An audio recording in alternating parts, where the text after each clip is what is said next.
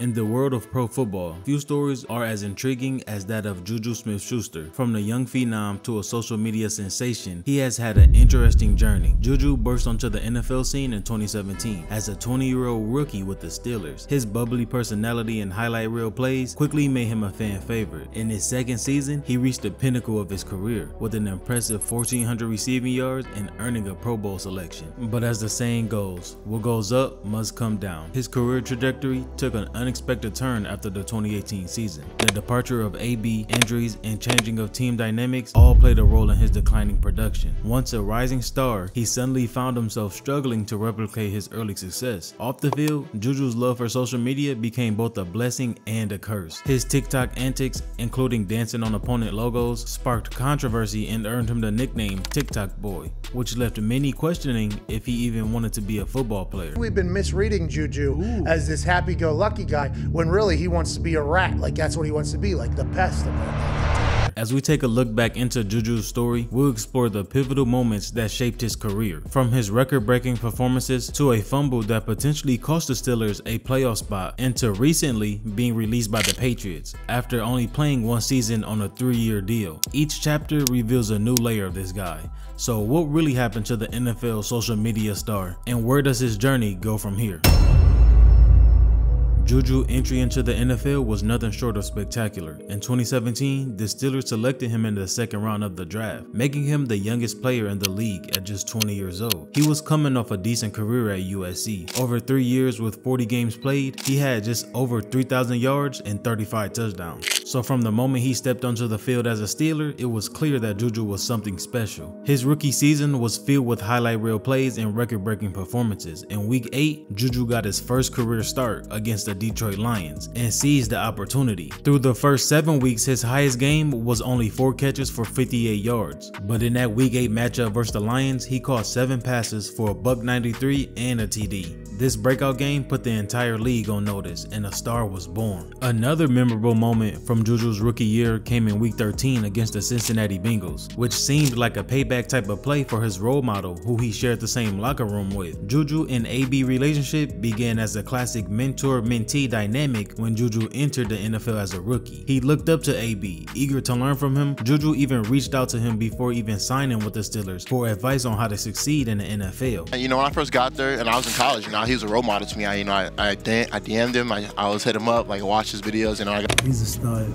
know, he want to be great. He's inspired by the game. And, he want to be the best. All the tips he teaches me before the game, after the game, off the field, and he's just gonna say he's just a great guy. Well, man, even when he's caught that ball over there, I got him on these. I was like, man, this dude's the GOAT. Whoa, JuJu, what you mean by that, my boy? They formed a great duo. With Antonio drawing double coverage, it created opportunities for the young rook to shine. But in that already heated Week 13 game, JuJu delivered a crazy back block on Vontaze Burfict, a player known for his dirty hits. It's a peel back block, and that's bad football, bad for the game.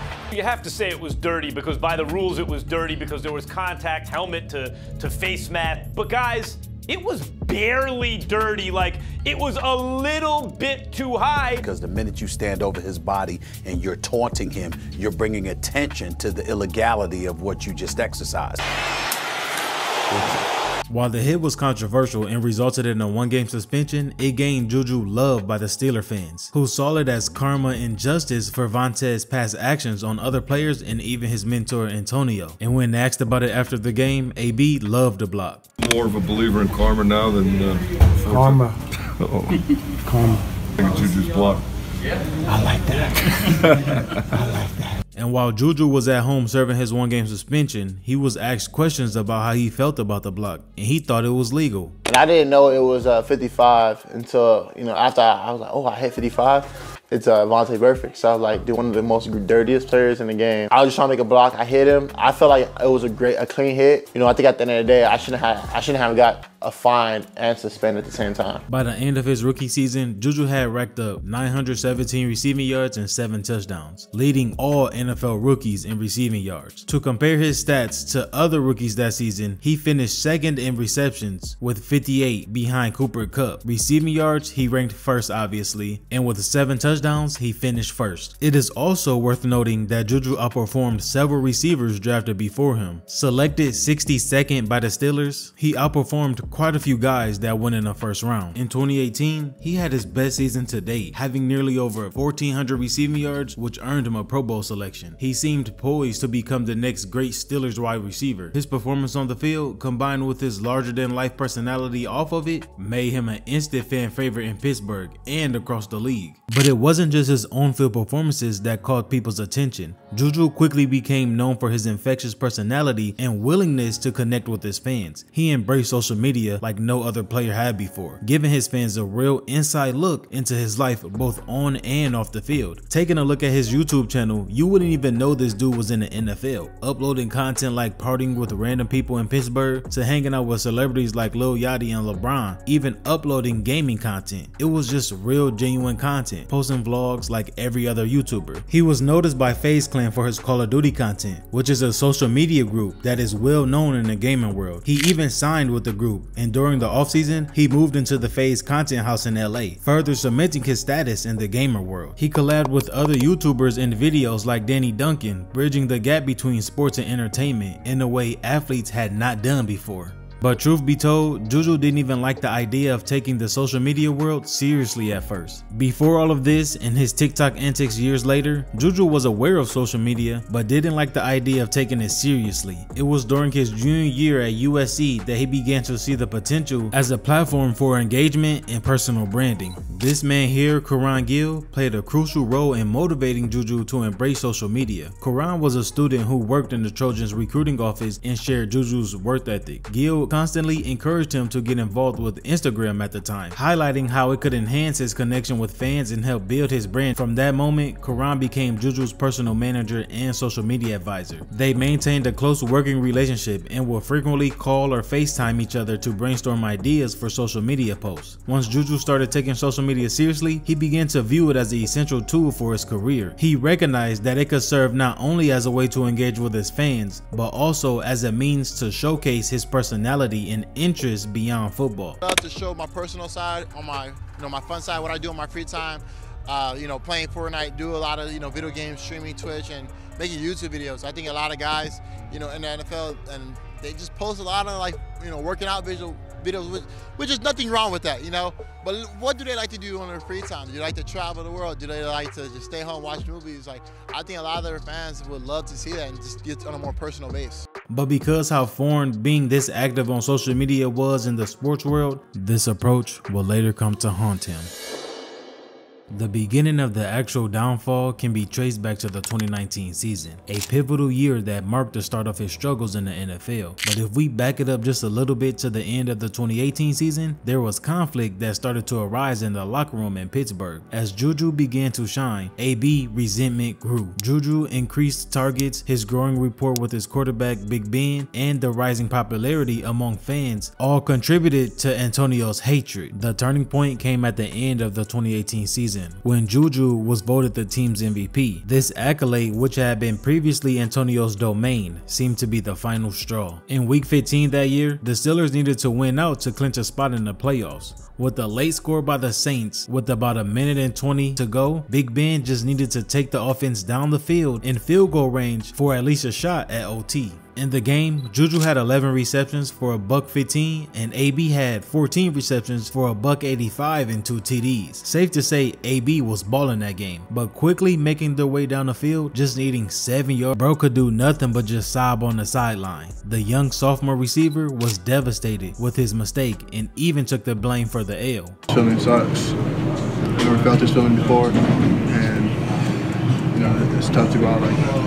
When I'm at my lowest, I'm not going to hide. I'm sorry. That loss was on me. I let everyone down. It won't happen again. And in a moment where the vets in the locker room should have surrounded JuJu with encouraging words and love, the main guy he looked up to took his thoughts to Twitter. Attacking his former teammate JuJu Smith Schuster tweeting that the Steelers MVP fumbled the whole postseason in the biggest game of the year. JuJu, for his part, maintained a respectful stance towards AB. Even as their relationship soured, he consistently expressed that he had no hard feeling towards him. Smith Schuster took the high road in his tweet, saying, "All I ever did was show that man love and respect from the moment I got to the league."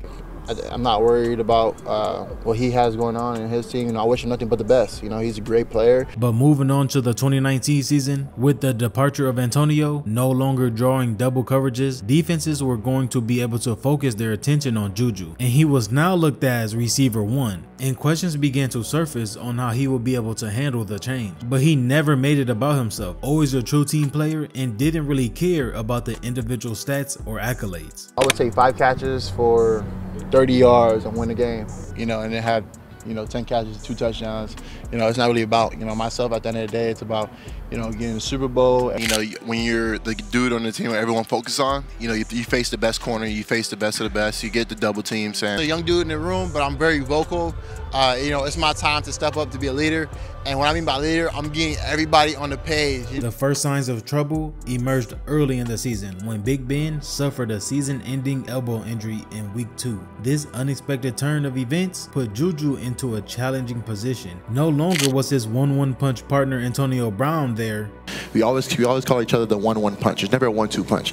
We never said we were a 1-2. It's always been a 1-1. And his QB was now out. He was now expected to be the team's primary receiving threat with some inexperienced quarterbacks. The pressure of JuJu intensified as he struggled to produce with Mason Rudolph and Devin Hodges throwing him the ball. His numbers took a significant hit, and the explosive plays that had been defined early in his career became challenging to repeat. The increased defensive pressures exposed some of the limitations in JuJu's game that had previously been masked by Antonio's presence. By week 11, JuJu's season took another blow when he suffered a concussion and knee sprain in the game against the Cleveland Browns. Pass is caught and now dropped, and Smith Schuster is down. This will ultimately keep him out for 4 crucial games, further hurting his season. As the Steelers' #1 receiver, he faced expectations that he struggled to meet. The team and fans hoped that he would step into Antonio's shoes more for what he did on the field other than his social media antics, but the reality proved far more challenging. JuJu's yards per catch dropped significantly, and he found it difficult to create separation against top cornerbacks. Talking about a guy who nearly had 1,500 yards in the previous season, the 2019 season ended with JuJu posting disappointing numbers, just 552 yards and 3 touchdowns in 12 games. The questions about JuJu's ability to be a true receiver 1 in the NFL began to linger. It was tough this year, without Ben, but, hopefully throughout the future, it'll be a lot better. The following season, 2020, brought its own challenges. The team's overall production turned around completely with the return of Big Ben. JuJu managed to stay relatively healthy, playing all 16 games, but his production still remained underwhelming. Adding to his on-field struggles, JuJu's off-field antics began to draw criticism. This was the season I said his social media was ultimately going to haunt him. JuJu, already known for his active social media presence, started a new pre-game ritual, dancing on opponent logos and posting it to TikTok. This quickly drew hate towards him. The first video ever posted of him dancing on a logo was his own after the Week 5 win against the Browns, which will later catch up to him when the Browns and Steelers met back up later in the season. As the Steelers continued their win streak, JuJu posted more and more TikToks, this time dancing on opponent logos before the game. At the time, there was a popular TikTok dance to the song Adderall by Pop Hunter, dubbed Corvette Corvette, and this is the sound that JuJu decided he was going to create before each game. This is when I first started the TikTok dances on the Cowboys logo. This is like the first one ever. Went viral, and I was like, man, I'm gonna just do this as a trend. So basically made it as a trend, kind of like a little challenge to dance on the logo. But pretty much this is how it all went. He danced on the Cowboys logo in week 8 and ended up winning the game 24-19. And 2 weeks later on the Jaguar in week 10 with another dub 27-3. The team was so happy with the performances week to week, they even were dancing on the sideline during games. JuJu captioning it feeling undefeated. But this started major headlines in the media, leaving a mix of responses from everyone. Some liked it and didn't see a problem with it. One fan commented on one of his TikToks saying, "I'm pretty sure JuJu owns this sound now." My 18-year-old son, his favorite player in the NFL is JuJu Smith Schuster because of JuJu's presence on TikTok. But this is an entertainment medium, and it's good for the league to have personalities like JuJu Smith Schuster. JuJu, if you like to dance before the game, you know what? Dance. If my dog JuJu want to dance, he gonna dance on your emblem, he gonna dance in your end zone. But some was not feeling what he was doing. Stop with the damn TikTok. We don't want to see you. You know, that's the 13 and 14-year-olds and stuff like that. But nonetheless, JuJu stayed true to himself, coming back with another weekly TikTok vid after a home win over the Ravens, saying, "I'll even do it on our logo." At this point, JuJu was just having fun and could care less what Stephen A had to say. The Steelers' first L of the season came in Week 12 against the Commanders. In the game, JuJu had 7 receptions for only 28 yards, and the questions still loomed if he was truly a receiver one. But are we sure he's the number one? Because he doesn't look that way to me. We got to see. Might be too young, might not be ready for this. I said at the time when you had that question, I think he is. He looks that way to me. No, he's not. I can tell you he's not. But the first public incident that happened that season surrounding this mess came in Week 13 against the Bills. Like normal, JuJu did his pregame ritual by dancing on the Buffalo Bills logo before the game, which didn't sit right with Josh Allen and the Bills players. As they were taking the field, Josh Allen was caught on camera saying, "Talk to me, 17. And the recipe's simple, fellas. Yes, sir. Let them do all the talking, all the dancing. We work. Win up 3, 1, 2, 3. This moment marked the beginning of backlash by other players in the league against JuJu and his antics. Don't want someone to step on your logo, don't put it on the ground. I don't understand why it matters to people, right? Like, okay, so he's dancing on the logo. So what? If I'm a player on the Buffalo Bills, I need that to fire me up to play the Steelers? It's ridiculous to think that somehow JuJu's dancing on the emblem is going to make, or on the logos of other teams, is going to make the game even harder for the players on the field. Like, guys have maximum motivation going into games. They don't show up on Sundays like, man, I'm going to give it 75% today. Oh! Is JuJu dancing on the logo? Well, I'm going 100 now. The Steelers would go on to lose their second game that season. And that week, JuJu's still not performing to what people believe he could do. He only had 6 receptions for 55 yards and a TD. But guess what? That didn't stop JuJu from posting his TikToks, this time taking it outside with a few inches of snow on the ground. But a few of his fans commented, "Do it on another logo." So just 3 days later, he did. I know I'm about to go down on that logo over there. Y'all see that logo right there? Y'all see that logo? You're not about to do what I think you're about to do. I'm about to do it. I gotta do it. Corvette. Hopping it just like that. This time taken to the Cincinnati Bengals field, and he put a caption on the video saying, "They told me to stop dancing on the logos and not to be yourself." So the situation reached a boiling point in that Week 15 game against the Bengals. JuJu got a taste of just how everybody felt towards him and his TikTok dancing on their logo towards the end of the first quarter. There's some pressure from the Bengals. Roethlisberger, JuJu Smith Schuster is blown up. Robs.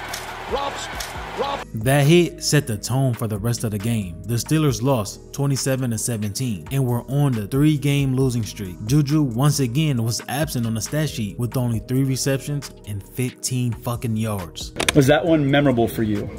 Yeah, for sure. But it was a tone setter, especially for this group and this organization. So. And the people that hated what he was doing hit the comments. One saying, "You ain't going near the logos anymore." Another, "And on Monday night, for the world to see, this clown had it coming." JuJu went from being one of the most likable personalities in the NFL to one of the most hated in a single season. Everyone whose team got disrespected by those TikTok dances liked that. I've been waiting on this since the Vontaze Burfict hit. The negative reaction from players, analysts, and fans intensified. Many viewed JuJu's behavior as disrespectful and a distraction from the game. Former Steelers Ryan Clark criticized JuJu, suggesting that his focus should be on improving his on-field performance rather than creating social media content. But the only reason he needs to be talked about or needs to be talked to about it is because they're losing. Do y'all realize that the Steelers are on the verge of potentially ending the season on a 5-game losing streak? When does that happen when a team started out the season 11-0 and ended it 5 straight losses. The backlash reached a point to where JuJu's teammates and coaches were forced to address the issue publicly. Hey Chase, a lot of talk in the media today about JuJu dancing on the Bills logo before today's loss. Some are even saying, you know, JuJu's responsible for the losing streak you guys are on right now. Does he deserve all the credit for these losses? Yeah, I don't know what the media is saying about him, but I know he deserves all the credit in the world. While that was a parody clip posted to the internet by a fan, Mike Tomlin eventually stepped in saying he was going to have a talk with JuJu. Saying that he and JuJu have a plan to speak this week, saying, quote, "It's about respect." And after the third game they lost in a row, JuJu finally spoke on the situation to the media, saying he will stop because it was getting too much unnecessary coverage. When we were undefeated, I was dancing. When we lost our 3 games, I'm not gonna change the person who I am. I think my teammates are being asked this question. My coach is being asked this question. For the betterment of myself and my teammates, I'm gonna stop dancing on the logos. But the damage to his reputation had already been done. As the controversy grew, JuJu's performance on the field seemed to suffer. His production declined, and he struggled to live up to his role as the Steelers' top receiver. This decline in performance only fueled more criticism, with many questioning whether his social media activities were affecting his focus and preparation. Over that entire season, JuJu didn't have over 100 yards in a single game. Since Antonio Brown departed, over the last 2 years, JuJu Smith Schuster, 14 games last year, 12 games this year, that's 26 games. He has 1 game of over 100 yards. Last year, he averaged about 5.5 catches for 47 yards a game. This year, he's averaging 46 yards a game. When you have numbers like that, you have no business dancing on somebody else's logo. And Steeler fans were not happy with his performance. One commenting, JuJu playing like doo-doo. Another saying, as a Steelers fan, I think JuJu was more worried about making content for social media than working on his football craft. Once seen as a rising star and fan favorite, he had now found himself labeled as immature and self-centered by many in the NFL community. His marketability took a hit, and questions rose about his long-term visibility as a top receiver in the league. The final weeks of the season was a make it or break it for the Steelers. What once started off as an undefeated 11-0 team were faced with problems if they were going to be able to make a playoff run or not. They went on to win the Week 15 game against the Colts, becoming the AFC North champs. This time, instead of dancing on the field before the game, he was joined by his teammates in his locker room as they all did the dance together. People in the comments saying, "Y'all so overrated, got bailed out by the refs, can't wait till y'all get exposed in the playoffs. Bud only dancing when they win. Y'all gonna get knocked out first round." They will lose in a close battle versus the Browns in the final week of the season, but had a chance for revenge just a week later as they will play them again in the wild card. In the week leading up to the 2020 wild card game between the Steelers and Browns, they were throwing shots at one another, mainly with Twitter fingers, sparked by a comment made by JuJu during a pregame press conference. When asked about the Browns just 3 days before the game, he said the following. I feel like this Browns team has a different vibe, a more successful vibe than what you've seen in the past from them. I think they're still the same Browns team I play every year. I think they're nameless, great faces. Yes, they have a couple good players on their team, but at the end of the day, like, Browns is the Browns. Bro basically called them trash and that they're nobodies. These comments quickly spread on social media, particularly Twitter, where Browns players seized the opportunity to respond. Browns defensive tackle Larry O tweeted, "It's disrespectful, but it's all good. We'll see y'all on Sunday." Myles Garrett simply posted a Michael Jordan meme with the caption, "And I took that personally." Baker Mayfield shared the video of JuJu's comment and captioned it, "Motivation." The Browns used JuJu's words as bulletin board material, fueling their motivation for the game. The outcome of the game was a late, hard-fought win for the Browns, defeating the Steelers 48-37 in Pittsburgh, making their first playoff win since 1994. While the final score might suggest a close game, the Browns dominated early, leading 28-0 in the first quarter. This was JuJu's best game of the season, as he had 13 receptions for $157 and a touchdown, but it just wasn't enough to get the job done. And of course, the Browns had to pop their shit, mocking and making fun of JuJu. Y'all see that right there, right? Y'all see that right there? Corvette, Corvette! Corvette, Corvette! How they do it? I ain't hip to the dance, but how they do it? Okay, they acting bad for real. Hey, run it back. The Browns gonna be the Browns. The Browns gonna be the Browns. Corvette. Give me on that bitch. Yeah. Corvette. Higher than motherfucking jelly. Turn up! After the game, they didn't hold back on their celebrations and responses. Baker Mayfield mockingly yelled, "The Browns is the Browns," as he ran off the field. Jarvis Landry tweeted, "Nobody believed in us. Corvette." Myles Garrett saying, "Keep betting against us. Hashtag Cleveland versus the world. Also for the city." Ronnie Harrison II also tweeted, "The Browns are the Browns," and even added JuJu. JuJu was asked after the game if he regretted his comments, but he stood on business, saying no. I don't regret what I said. I said the Browns is the Browns. You know, they came out and, you know, they played a hell of a game. As the 2020 season started to come to an end, JuJu found himself at a crossroads. His time with the Steelers, the team that had drafted him and where he had become a fan favorite, was coming to an end. The controversy had undoubtedly impacted his value on the free agent market. The once promising receiver was now facing an uncertain future. His reputation turned bad by social media controversies and the decline of his on-field production. On March 19th, 2021, he would end up re-signing with the Steelers on a one last rodeo type of deal for 1 year, $8 million.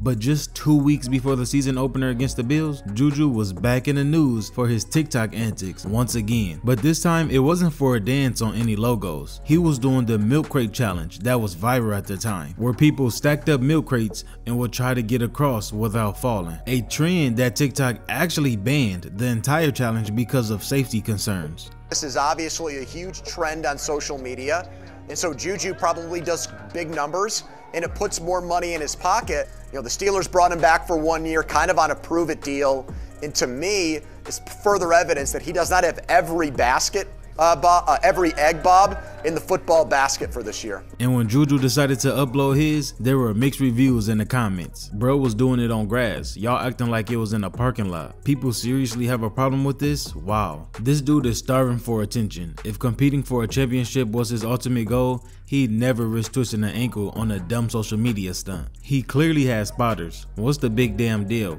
He's not stupid. Y'all people are way too critical of someone else's life. He risked it all for likes. Dude is an absolute clown. Should start calling him Baby AB. But moving on to the season, it wouldn't be the best year for him, as injuries caused him damn near the entire season. He suffered a rib injury in week 3 against the Cincinnati Bengals, but was able to return the following week. Then during week 5, a game against the Broncos, he injured his right shoulder, which had him out for 12 weeks. 3 months later, days before the Steelers wildcard round against the Chiefs, he was cleared to join the team on January 15th for the game. In that wildcard game, he recorded only 5 receptions for 26 yards in a 42-21 loss against the Chiefs, and his time in Pittsburgh was definitely up. The Steelers, facing salary cap constraints and a need to rebuild, made a difficult decision to not re-sign JuJu. This move was met with mixed reactions from fans and media alike. Some saw it as necessary for the team's future, while others didn't like the idea of losing a player who had once embodied the Steelers spirit. JuJu entered free agency with his stock at an all-time low. The dancing controversies had overshadowed his on-field production, and many teams were skeptical about the potential distractions he might bring to the locker room. However, one team saw opportunity while others saw risk. In a surprising move, the Kansas City Chiefs signed JuJu to a 1-year prove-it deal in March of 2022. The contract was heavily filled with incentives, reflecting the uncertainty surrounding his ability to recapture his former glory. Chiefs head coach Andy Reid, known for his ability to maximize player potential, saw in JuJu a chance to add a dynamic weapon to his already potent offense. JuJu's time in Kansas City proved to be a turning point in his career. Away from the spotlight and controversies, he focused on his craft, and with a guy like Pat Mahomes in the backfield tossing you the ball, his numbers had improved from his last 2 seasons. That year he had 78 receptions for 933 yards and 3 touchdowns, but he played a crucial role in the Chiefs offense, mainly in clutch situations. The highlight of his time with the Chiefs came in Super Bowl 57. In a tightly contested game against the Eagles, JuJu made several key receptions, including a crucial catch to set up the game-winning field goal. As the confetti fell in Arizona, JuJu had finally achieved what he thought he would have achieved in Pittsburgh, a Super Bowl ring. Super Bowl champion, man. Just blessed to be here, man. I got to give up to the man above. Riding high on his Super Bowl success, JuJu signed a 3 3-year, $33 million contract with the Patriots in 2023. The move was seen as an A+ grade for the Patriots, who were desperately seeking to add playmakers to their offense. However, his time in New England would prove to be a challenge. Injuries and inconsistent quarterback play hampered his production. He finished the 2023 season with just 29 receptions for 260 yards and 1 TD, far below the expectations set by his contract. The New England media, known for their unforgiving nature, began to question whether JuJu was worth the investment. Despite the struggles, he kept a low profile on social media and focused on being a team player. His work ethic and positive attitude in the face of adversity earned him respect in the Patriots locker room. But as JuJu entered the 2024 season, his future once again was unclear. Even though he signed a 3-year deal with the Patriots, who were facing a rebuild on their own, were rumored to be considering trading or releasing him. Then it happened. Patriots going with a quick cut of one of last year's big-ticket free agents. The Pats have released JuJu Smith Schuster, which marked a disappointing end to what was once a promising partnership. The timing of the release, coming after the first preseason game, suggests that the Patriots gave JuJu one last chance to prove his worth. However, his limited playing time in the game, just 11 snaps, no targets, indicated that he had fallen out of favor with the coaching staff. When asked about it on why they decided to part ways with JuJu, this is what head coach Mayo had to say. It was a decision between Elliott and myself, really to give the younger guys an opportunity to go out there and show what they can do. At the same time, we just want him to get healthy. He still has some good ball left in him, and I wish him nothing but the best. The Pats are eating $10 million in dead money to go mostly young at receiver. The team had heavily invested in young receiving talent in this past draft. With the return of some second-year receivers and some free agent signings, it all created a crowded receiver room. In context, JuJu's high salary and underwhelming production made him an unnecessary piece. JuJu's public perception and legacy is a very complex mixture of highs and lows, shaped by his on-field performance and off-field antics. Early in his career, he was a rising star and fan favorite. His infectious personality and highlight plays made him one of the most popular young players in the NFL. Fans were drawn by his authenticity and willingness to connect with them through his social media platforms like TikTok and YouTube. Despite what his career turned out to be in the most recent years, JuJu does own a few records in the league and in the Steelers franchise. He is the first player in NFL history to score 5 touchdowns before his 21st birthday, the youngest player to record at least 150 receiving yards in a single game,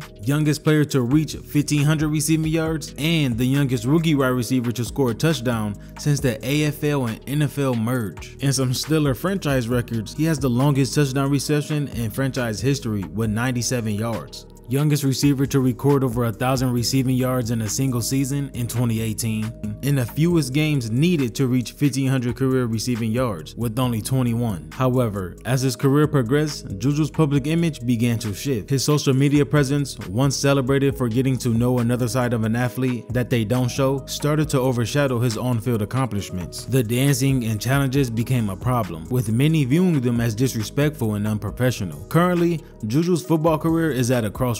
His production has declined since his breakout 2018 season, and his brief time with the Patriots after the Chiefs did not live up to expectations. The question whether JuJu can make a comeback is subjective of debate among NFL analysts and fans. So bro, what do you think? At 27 years old, he's still young enough to potentially revive his career if given the right opportunity. For JuJu to make a successful comeback, he will need to refocus on his on-field performance and potentially dial back his social media presence. But hey, like they say, the NFL is not for long, and if used properly, JuJu can use social media as long as he wants. In today's age, there are a lot of ex-NFL players starting to use social media, from streaming to podcasts, etc. So if you ask me, JuJu is really a pioneer of this new wave. He really is the soldier boy of the NFL. On the first rapper on YouTube. Okay. On the first rapper on Twitch. JuJu was the first to use social media to connect with his fans. I'm wishing nothing but success for that man. Logos and like doing TikTok dances, bro. Everybody was just like, yo, he need, like, that's the reason why you're losing. No, we're not losing because of that. We're losing because we're ass.